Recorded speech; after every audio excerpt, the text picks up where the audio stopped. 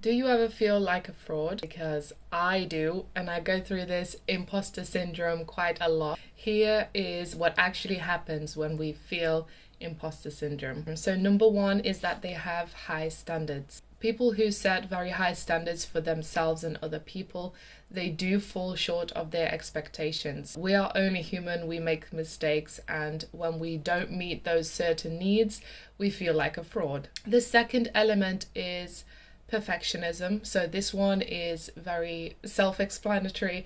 People who strive for perfection feel that they're not good enough, or that somehow what they do is attached to their self-worth.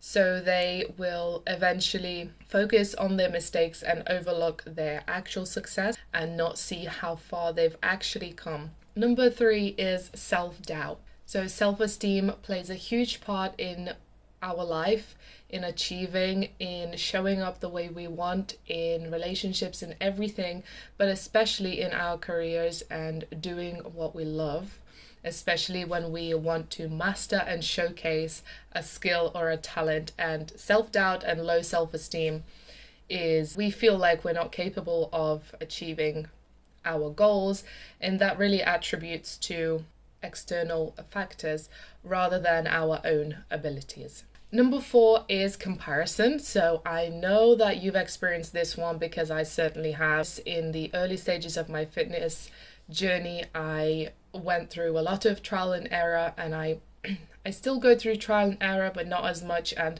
not in the sense where I compare myself to other people, because that's really not beneficial. That's total utter crap for me now. So it's something I've mastered in not doing.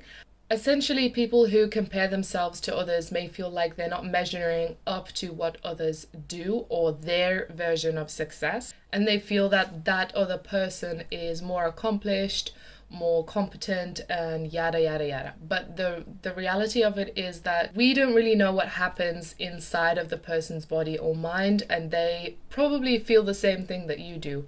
It's just a matter of seeing another person from our own insecurities, and it's a lens that we wear in order to distinguish us apart from them. But the truth is, we won't ever find out what people truly think from a realistic standpoint, and from everything that we see around us is that we know we're all human, and we know that everyone feels imposter syndrome, and everyone compares, and everyone self-doubt. So these are not new. This is not something like, I'm not a scientist, I'm not a psychologist, I'm not a therapist. This is just generally what people feel or experience when they go through imposter syndrome. And so number five is stereotype threat. So when people belong to a group or they are put into boxes, we truly feel limited in our own mind, but then to ourselves, we feel like we have to, in order to jump from that box and to achieve more, we have to prove ourselves and other people that we're truly capable of something we already know we can do.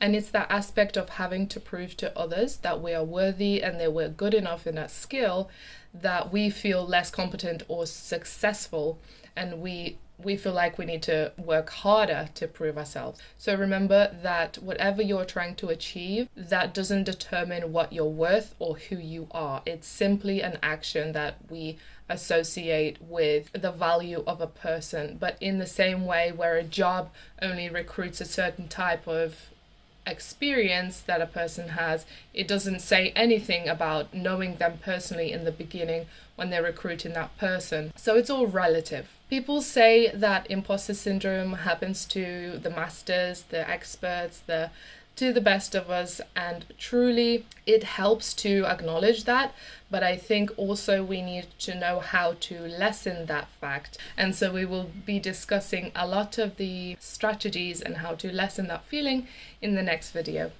Stay tuned.